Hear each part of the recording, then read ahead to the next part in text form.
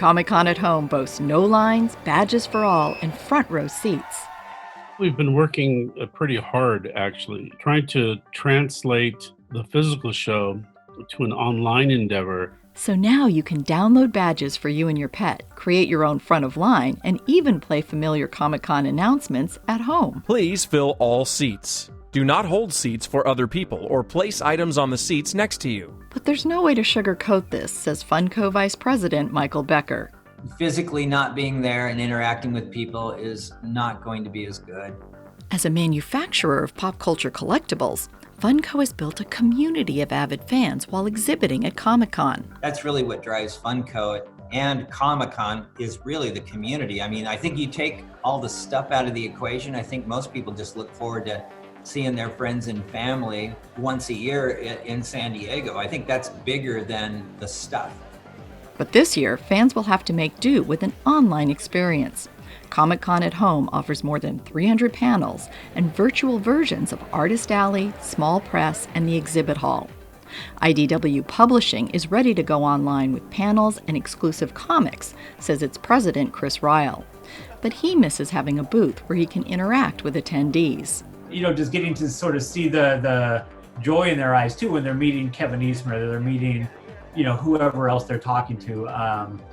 Those are all the things that just are impossible to replicate. So the thing that I miss from that is, again, just the spontaneity. If somebody walks up and they have a kid with them and their kid likes this, so what else might that kid like? And you can recommend and put in their hand this thing and they can flip through it and see that, you know, that might be a cool thing. And so it's just the ability to talk to people so directly and sort of curate what they might be looking for. But for the better part of a decade, it's been difficult to get into Comic-Con.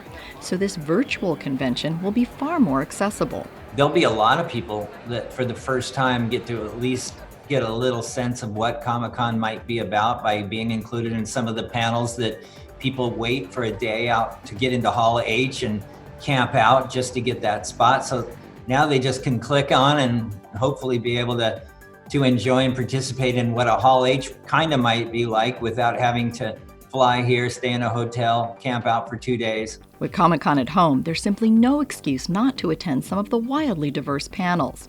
There are even tutorials like cardboard superheroes from brothers Connor and Bauer Lee that you can follow along with at home.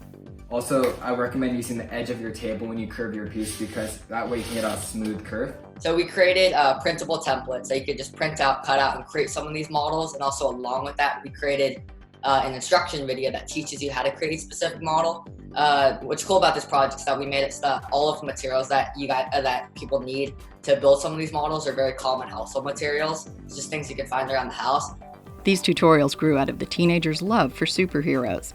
And that highlights how the people involved in Comic-Con, from the panelists to comic book publishers to the folks running the show, are all just geeky fans, and that's part of the appeal. All of us are definitely entrenched in the world of geekdom, and I don't think that ever goes away. So being around like-minded people and sharing that and not having to feel weird or embarrassed is a good thing. Comic-Con at Home lacks the in-person component, yet it may provide an opportunity to expand the geek community in new ways. It should be a fun event. It'll be different, but it'll still be Comic-Con. The exhibit hall is now open to attendees. Have a great Comic-Con. Beth Accomando, KPBS News.